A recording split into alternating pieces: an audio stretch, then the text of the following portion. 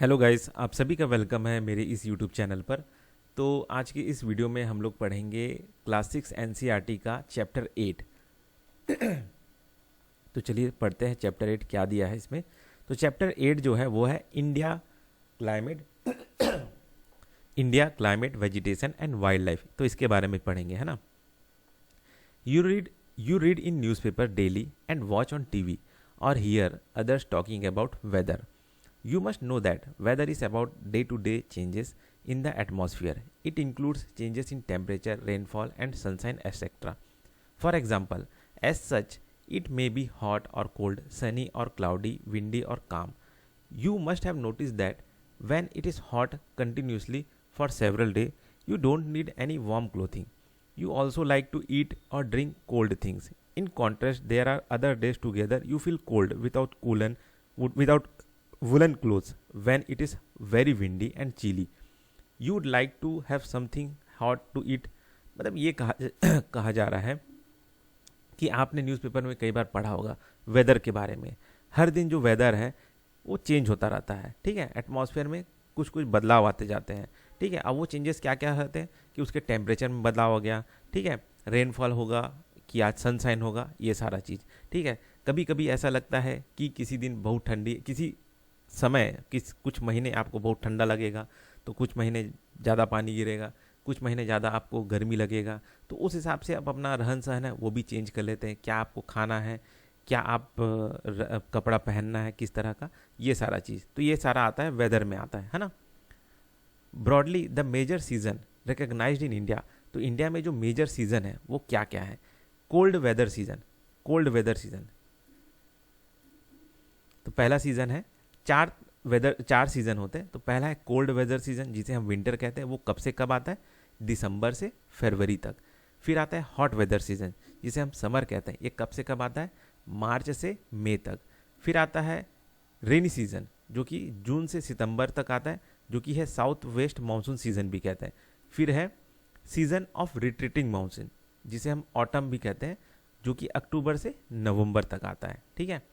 अब जो cold weather season है या विंटर है, उस समय पे क्या होता है, तो इस समय पे क्या होता है, during the winter season the sun rays do not fall directly in the region, as the result temperature are quite low in northern India. मतलब ये कहा जा रहा है कि जैसे ये सरफेस है अर्थ का, तो ये जो सन है अगर यहाँ पे है ना तो सीधा डायरेक्टली पड़ रहा है, लेकिन अभी वो क्या है, थोड़ा सा तिरछा में है, तो अब डायरेक्टली हीट रेस नहीं पड़ा है, तिरछा पड़ा है, देख रहे हैं, तिरछा।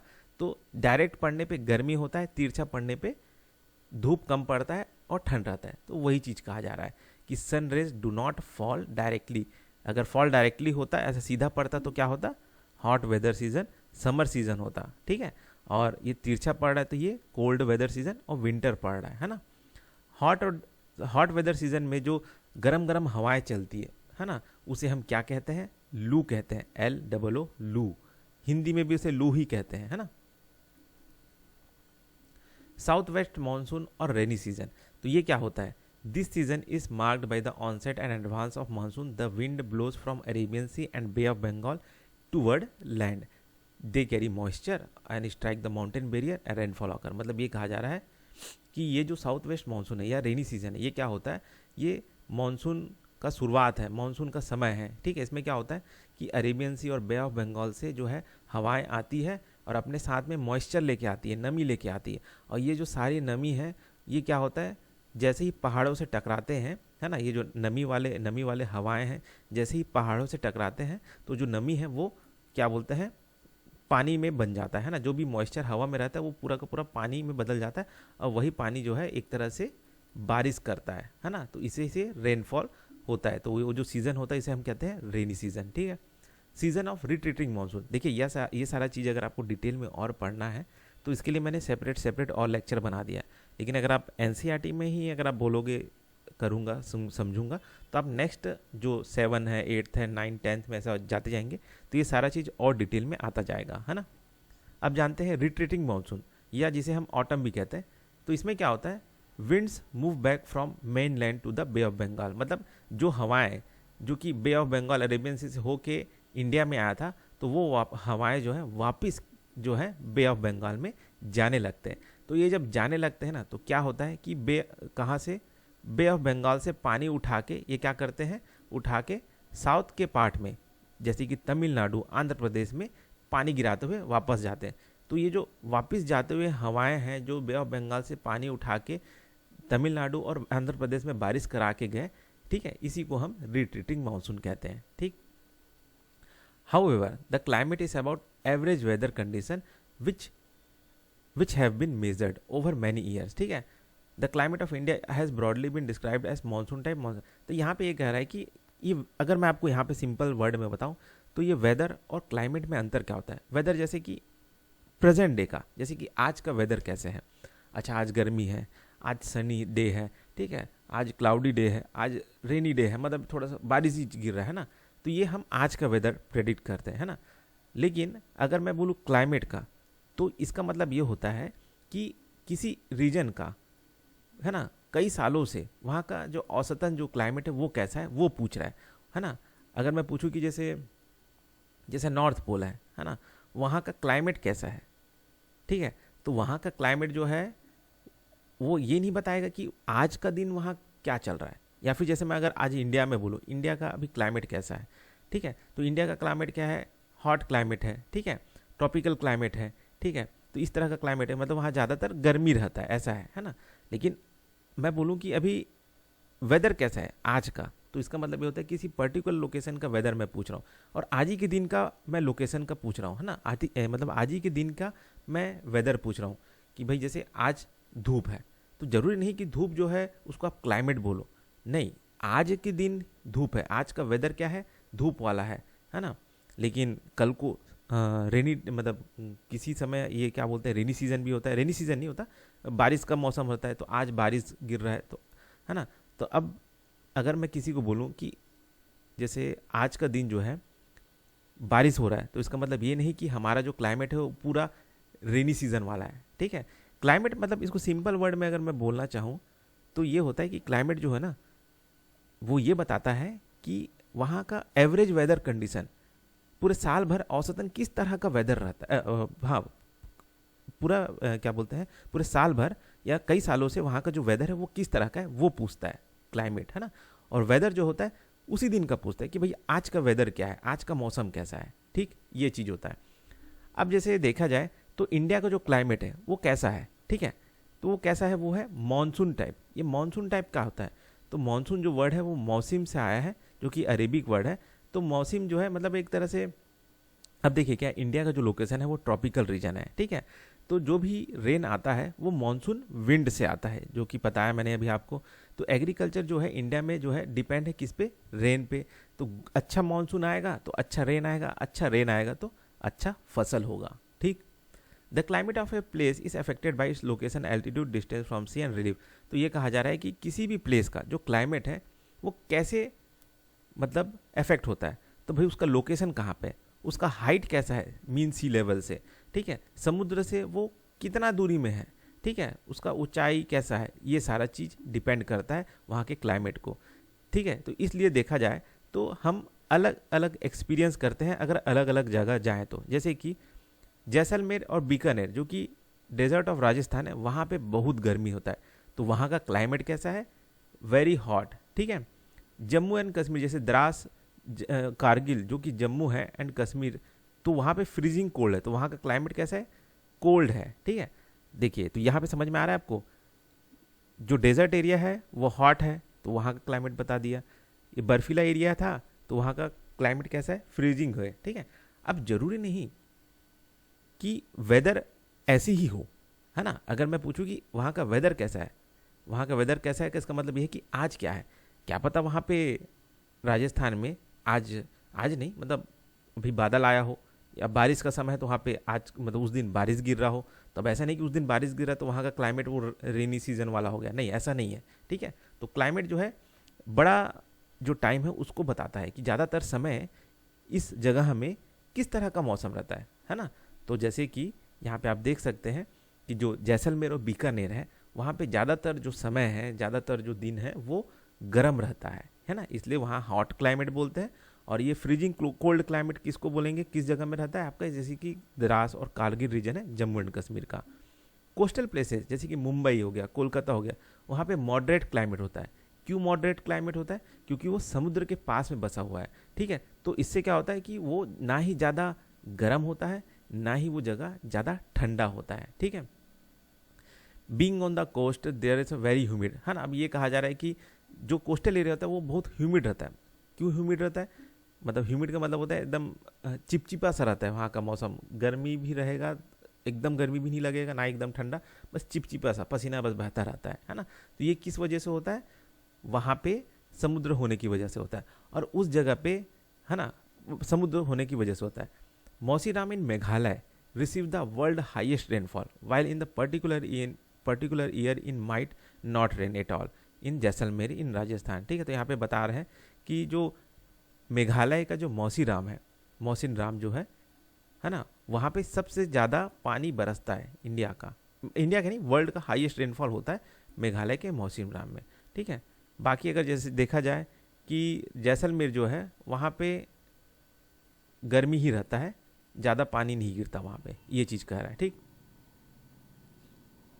अब यहाँ पे ये जो डायग्राम है ना, इस डायग्राम से आप कुछ चीज़ समझ लीजिए। जैसे कि यहाँ पे ना ये वेजिटेशन के बारे में, ट्रॉपिकल रेन फॉरेस्ट के बारे में बताया है ना।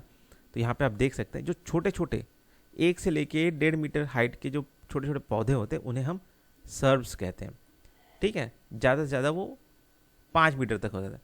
5 मीटर से थोड़े ऊपर हो गए तो वो सारे के सारे किस में आ जाता है? यंग ट्री में आते हैं, ठीक है। 20 मीटर के ऊपर चले गए तो उन्हें हम कैनोपी में गिनते हैं। फिर उसके बाद आता है enlargement layer, maximum height 60 metre तक का जो हाइट का पेड़ आ जाता है, तो ये सारे के सारे आ जाते हैं इमरजेंट लेयर में आ जाते हैं, ठीक है। तो आप जानते हैं ये नेचुरल वेजिटेशन ये क्या होता है। तो यहाँ पे मैंने बता दिया कि सर्ब्स क्या है, ट्री क्या है, कैनोपी क्या है, और ये आपका इमरजेंट लेयर क्या है, ठीक है। How nice is to play in the field of green grasses. There are also small plants called bushes and shrubs like cactus and flowering plants, ठीक है। तो सर्ब्स एंड बुसेस क्या होता है ये समझ में आ गया।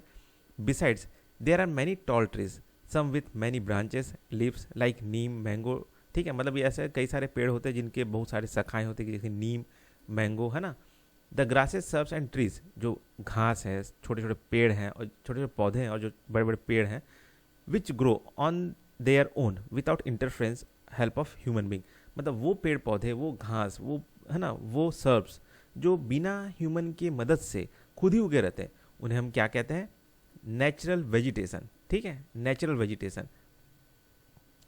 तो ये जो नेचुरल वेजिटेशन है ये क्या होता है? डिपेंड करता है किस में? क्लाइमेट कंडीशन पे, कि भाई वहाँ का क्लाइमेट कैसा है, वहाँ औसतन साल भर कैसा मौसम रहता है, ठीक है, उस पर डिपेंड करता है। उस हिसाब से वहाँ पे सर्ब्स उगेंगे, उस हिसाब से वहाँ पे कैनोपी वाले पेड़ उगेंगे, यंग ट्री उगेंगे, ठीक है ना। और ये डिपेंड करता है कि भाई वहाँ पे रेनफॉल कैसा हो रहा है। जहाँ पे ज़्यादा कम पानी गिरेगा तो वहाँ पे अलग तरह के पेड़ उगेंगे या कैक्टस उगेंगे, है ना। जहाँ पे थोड़ा ज़्यादा पानी गिरेगा तो वहाँ पे कुछ अलग तरह के पेड़ उगेंगे, ये है। तो जितना भी नेचुरल वेजिटेशन है वो अलग अलग जगह पे अलग अलग तरह के वेजिटेशन मिलेंगे वहाँ के क्लाइमेट कंडीशन के हिसाब से। और ये क्लाइमेट कंडीशन खासकर रेनफॉल कहाँ पे कितना हो रहा है उसके बेसिस पे ये वेजिटेशन डिफरेंट डिफरेंट टाइप के मिलेंगे, ठीक है। Due to varied climate condition India में क्या है? कई सारे रेंज ऑफ नेचुरल वेजिटेशन है। अब ये जो वेजिटेशन है इंडिया का, ठीक है, पेड़ पौधों वाला जो एरिया है ये डिवाइड है 5 टाइप में, ठीक है। तो पहला है ट्रॉपिकल एवरग्रीन फॉरेस्ट, फिर है tropical deciduous forest, thorny bushes, mountain vegetation and mangrove forest. तो ये क्या क्या है इसको पढ़ लेते हैं। तो ट्रॉपिकल रेन फॉरेस्ट क्या होता है? वो एरिया जहाँ पे सबसे ज़्यादा पानी गिरता है, ठीक है, और जहाँ पे क्या बोलते हैं, जो बहुत ज़्यादा घना जंगल है, जहाँ पे सनलाइट जो है ना ज़मीन तक ना कम ही पहुँचता है। क्यों कम पहुँचता है? क्योंकि पेड़ इतना ढक दिया होता है, ढका होता है कि ज़मीन को इतना ज़्यादा ढक दिया होता है कि जो सन रेस है वो ज़मीन तक पहुँचते नहीं है, पहुँच ही नहीं पाते, ठीक है।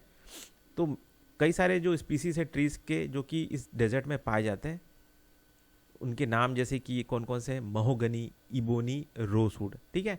और ये जो जंगल है जो जिसे हम एवरग्रीन फॉरेस्ट कह रहे हैं या ट्रॉपिकल रेन फॉरेस्ट कहते हैं, ठीक है, उन्हें ही हम एवरग्रीन फॉरेस्ट भी कहते हैं या ट्रॉपिकल रेन फॉरेस्ट भी कहते हैं।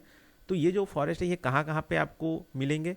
Andaman and Nicobar island, part of north eastern state में, है ना, and narrow strip of western slope of western Ghat, ठीक है। तो वेस्टर्न घाट के कुछ हिस्सों में वेस्टर्न स्लोप में आपको ये नैरो स्ट्रिप में मिल जाएंगे एवरग्रीन फॉरेस्ट, ठीक है। तो समझ में आया एवरग्रीन फॉरेस्ट किसे कहते हैं या ट्रॉपिकल रेन फॉरेस्ट किसे कहते हैं, वो जगह जहाँ पे वो जंगल या वो फॉरेस्ट जहाँ वो जो सबसे ज़्यादा पानी गिरता है, तो वैसे जगहों में इस तरह के पेड़ उगते हैं और उसे हम एवरग्रीन फॉरेस्ट कहते हैं। फिर आता है ट्रॉपिकल डेसिडियस फॉरेस्ट, ठीक है। तो ये जो है हमारे देश का सबसे बड़ा फॉरेस्ट है, ठीक है। ट्रॉपिकल डेसिडियस फॉरेस्ट मतलब हमारे देश में अगर 5 भाग में हमने जैसे बांटा है ना फॉरेस्ट को, तो सबसे ज़्यादा फॉरेस्ट जो इंडिया में मिलता है फैला हुआ है वो है ट्रॉपिकल डेसिडियस फॉरेस्ट, ठीक है, जिसे हम मॉनसून फॉरेस्ट भी कहते हैं, ठीक है। ये ज़्यादा घना नहीं होता है ना, लेस डेंस होता है, ठीक, ज़्यादा घना नहीं होता। और जो इसके जो लीव्स होते हैं ये हर साल they set their leaves at the particular time of year, मतलब ये हर साल एकदम घने नहीं होते, है ना। कहीं किसी साल मतलब महीने के कुछ समय ये बहुत ज़्यादा पत्तों से भरे रहेंगे, तो कुछ समय इसके सारे पत्ते झड़ जाए रहते हैं, तो इसलिए इसे हम मानसून फॉरेस्ट भी कहते हैं, है ना। इंपॉर्टेंट ट्रीज जो इस तरह के फॉरेस्ट में मिलते हैं वो कौन कौन से हैं, साल, टीक, पीपल, नीम, शीशम, ठीक है। और ये जो फॉरेस्ट है ये कहाँ पे है, मध्य प्रदेश में, उत्तर प्रदेश, बिहार, झारखंड, छत्तीसगढ़, उड़ीसा और कुछ हिस्सा जो है महाराष्ट्र में भी है, ठीक है। तो समझ में आ गया ट्रॉपिकल डेसिडियस फॉरेस्ट क्या होता है, ठीक है। ये पतझड़ वाले जो फॉरेस्ट होते हैं, मतलब ये मौसम के हिसाब से पत्ते आते हैं, मौसम के हिसाब से पत्ते चले जाते हैं, ये सालों साल एकदम हरे भरे नहीं रहते जैसे कि आपका ट्रॉपिकल एवरग्रीन फॉरेस्ट रहता है, ठीक है, या ट्रॉपिकल फॉरेस्ट जो होता है ट्रॉपिकल रेन फॉरेस्ट जैसा होता है वैसा नहीं रहता, है ना। अब जानते हैं थॉर्नी बुश ये क्या है। तो ये है एक तरह का वेजिटेशन जो कि ड्राई एरिया में पाए जाते हैं, है ना।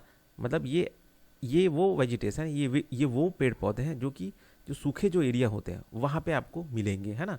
और इसमें कौन कौन से पौधे होते हैं, जैसे कि कैक्टस हो गया, खैर हो गया, बबूल हो गया, केकार हो गया, तो ये सारे पौधे पाए जाते हैं, है ना। और ये सारे पौधे कहाँ पे मिलते हैं, जहाँ पे पानी बहुत ही कम गिरता है, पानी बहुत ही कम गिरता है, ठीक है। तो ये जो थॉर्नी बुशेस है कहाँ पे आपको मिलेंगे, है ना, ये आपको Rajasthan, Punjab, Haryana, eastern slope of western Ghat and Gujarat, तो इन सब रीजन में ये आपको थॉर्नी बुशेस जो है मिलेंगे। ये जैसे आप देख सकते हैं ये इस तरह के कैक्टस वाले पेड़ पौधे छोटे छोटे हो गए, ये इस तरह का पेड़ हो गया ये, ठीक है। अब जानते हैं mountain vegetation. A wide range of species is found in the mountains according to the variation of height. With increase in height, the temperature fall at a height between 1500 metre से लेकर 2500 metre. Most of the tree are conical in shape. These are called coniferous forest, चीर pine, ये सब। तो ठीक है, अब जानते हैं ये माउंटेन फॉरेस्ट क्या होता है, माउंटेन वेजिटेशन क्या होता है। ये जैसे पहाड़ी एरिया हो गया, तो पहाड़ों में ना इस तरह के आपको पेड़ मिलेंगे, ठीक है। और ये बोला गया है कि 1500 मीटर से लेके 2500 मीटर तक आपको इस तरह के पेड़ जो है नजर आ जाएंगे। और इस पेड़ को हम क्या कहते हैं, कोनीफेरस ट्री। कोनीफेरस क्यों, क्योंकि कोनिकल फॉर्म में आपको ज़्यादातर ये आपको नजर आएंगे, यहाँ पे देख सकते हैं कोनिकल फॉर्म में है ना, देख रहे हैं आप। और इसमें कौन कौन से पेड़ है जो कोनीफेरस ट्री है, जो चीर, पाइन एंड देवदार, ठीक। अब जानते हैं मैनग्रोव फॉरेस्ट ये क्या है। तो ये वो फॉरेस्ट है जो सेलाइन वाटर में, मतलब खारा पानी में ये उगते हैं, ठीक है। और ये फॉरेस्ट जो है ये कहाँ पे मिलेंगे आपको, सुंदरबन जो कि वेस्ट बंगाल में है, और अंडमान एंड निकोबार आइलैंड में मिलेंगे, ठीक है। इसमें से जैसे कि सुंदरी जो स्पीसीज का ट्री है जो कि मैनग्रोव फॉरेस्ट में मिलता है, ठीक है।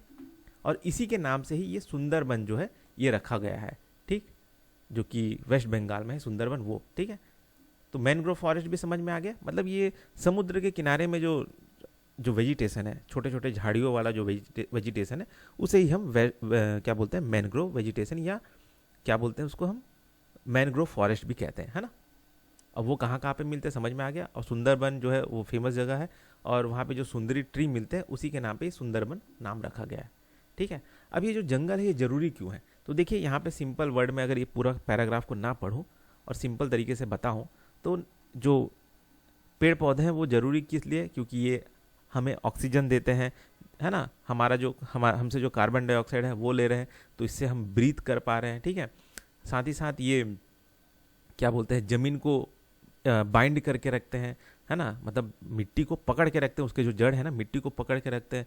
तो क्या होता है जब बारिश वारिश आता है तो पूरा मिट्टी बहता नहीं है, क्योंकि जो पहाड़ है, जो क्या बोलते हैं पेड़ है, उसके जड़ ने उस मिट्टी को पकड़ के रखा है। साथ ही साथ जो फॉरेस्ट है हमें ये जो सारी चीज़ें हैं, ये जितना भी आप प्रोडक्ट दे रहे हैं आप इसको पढ़ सकते हैं, तो ये सारे प्रोडक्ट भी हमको जंगल से ही मिलते हैं। तो इसलिए जो जंगल है हमारे लिए ज़रूरी है, ठीक है। और ऐसे कई सारे प्रोग्राम हैं जैसे कि वन महोत्सव जो कि लोग मनाते हैं और पेड़ उगाते हैं ताकि ये जो फॉरेस्ट है कभी मरे ना, और फॉरेस्ट जीवित रहेंगे तो उसमें जीव जंतु भी जीवित रहेंगे और हम भी जीवित रहेंगे, ठीक है। तो यही चीज़ कहा गया इसमें। वाइल्ड लाइफ क्या है? Forest are the home to a variety of wildlife, there are thousands of species of animal. तो मतलब ये कहा गया है कि वाइल्ड लाइफ के बारे में बताया कि जो फॉरेस्ट है उसमें कई सारे जो है जीव जंतु जानवर जो है रहते हैं, मैमल्स रहते हैं, बर्ड्स रहते हैं, कीड़े मकोड़े रहते हैं, ठीक है, रेप्टाइल्स, एम्फीबियन, ये सब रहते हैं। जो टाइगर है वो हमारा नेशनल एनिमल है। गिर गुजरात जो कि गिर फॉरेस्ट जो कि गुजरात में है, वहाँ पे आपको एशियाटिक लॉयन मिलेगा। एलिफेंट वन हॉर्न राइनोस जो है आपको असम के जंगलों में मिलेगा, ठीक है। एलिफेंट्स जो है केरला और कर्नाटक में भी मिलेगा। कैमल्स हो गए, वाइल्ड एसेस हो गए जो कि ग्रेट इंडियन डेजर्ट और रन ऑफ कच्छ में मिलते हैं, पाए जाते हैं, है ना। Wild goats, snow leopard, bears, ये सब हिमालय रीजन में पाए जाते हैं। Monkey, wolf, jackal, Nilgiri, nilgai, chital, ये सारे जो है इस तरह के ये जो जीव जंतु हैं ये सारे के सारे जंगलों में ही मिलते हैं, है ना। और इंडिया जो है बर्ड लाइफ को भी लेके इंडिया में बहुत रिच है ना, कि यहाँ पे बहुत सारे जो पक्षियाँ हैं वो पाए जाते हैं, जिसमें से पिकॉक जो है हमारा नेशनल बर्ड है, ठीक है। इसके अलावा और भी जो कॉमन बर्ड्स है वो कौन कौन से जो पाए जाते हैं इंडिया में, जैसे कि पैरट हो गया, पिजन हो गया, मैना हो गया, गीस हो गया, बुलबुल हो गया, डक हो गया, ठीक है। तो ये सारे चीज़ इंडिया में पाए जाते हैं, ठीक है। अब इन सब चीज़ को बचाने के लिए या इनसे क्या क्या प्रॉब्लम होता है इस सब चीज़ के बारे में यहाँ पे लिखा हुआ है कि जैसे बोला जा रहा है कि इंडिया में कई सारे स्नेक के स्पीसीज मिलते हैं जैसे कोबरा, करायत, ठीक है। अब यहाँ पे ये बोला जा रहा है कि पेड़ों के कटने की वजह से कई सारे वाइल्ड लाइफ जो है इंडिया के वो ख़त्म होते जा रहे हैं, ठीक है। कई सारे प्रजाति हैं वो विलुप्त हो गए हैं, ठीक है। तो इन सबको बचाने के लिए जो है इंडिया में कई सारे प्रोग्राम चलाए जाते हैं और कई सारे जो है रिजर्व्स खोले जाते हैं, जैसे कि नेशनल पार्क बनाए जाते हैं, सेंचुरीज बनाए जाते हैं, बायोस्फीयर रिजर्व खोले जाते हैं, ताकि ये जो वाइल्ड लाइफ है इसको प्रोटेक्ट कर सके। गवर्नमेंट भी कई सारे जो है प्रोजेक्ट लॉन्च कर चुकी है जानवरों को बचाने के लिए, जैसे कि प्रोजेक्ट टाइगर को बचाने के लिए, प्रोजेक्ट एलिफेंट है ना, एलिफेंट को बचाने के लिए, ठीक है। तो सरकार भी ये सब काम कर रही है ताकि जो पर्यावरण है वो जीवित रहे और जो नेचुरल जो वेजिटेशन है वो भी पनपता रहे, क्योंकि फॉरेस्ट जब तक रहेगा तब तक हम भी रहेंगे, जीव जंतु रहेंगे, ठीक है, और लाइफ भी एग्जिस्ट करेगा। तो ये हो गया हमारा कौन सा चैप्टर था, इसका नाम क्या था, इंडिया का क्लाइमेट कैसा है और इसका वेजिटेशन कैसा है, ठीक है। तो आपने देख लिया 5 तरह के वेजिटेशन मिलते हैं। इंडिया का जो क्लाइमेट है वो मानसून टाइप का क्लाइमेट है। मानसून क्लाइमेट मतलब बारिश आता है, बारिश जाता है। बारिश कैसे आता है वो भी मैंने बता दिया आपको, ठीक है। उसका रिट्रीटिंग मानसून होता है वो कैसे होता है वो भी बता दिया, और वेजिटेशन यहाँ पे किस किस तरह का पाया जाता है वो भी बता दिया। 5 तरह का वेजिटेशन है, और वो जो 5 तरह के वेजिटेशन है वो इंडिया में कहाँ कहाँ पे है वो भी आपको रीजन वाइज सारा चीज़ पता चल गया, ठीक है। नहीं समझ में आए इस वीडियो को दोबारा सुनिए, एक कहानी के तौर पे सुनिए, आपको सारा चीज़ आराम से याद हो जाएगा, ठीक है। तो बस इस वीडियो में इतना ही, फिर मिलते हैं नेक्स्ट वीडियो में।